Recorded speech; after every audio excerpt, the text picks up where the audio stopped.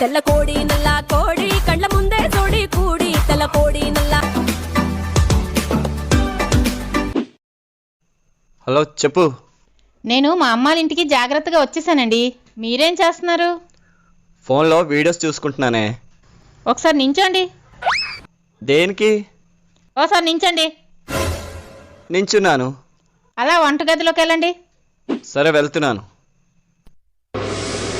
వచ్చాను. అక్కడ అగ్గిపెట్టి ఉందేమో చూడండి. అగ్గిపెట్టా? ఉంది. వెలిగించండి. వెలిగించాలా?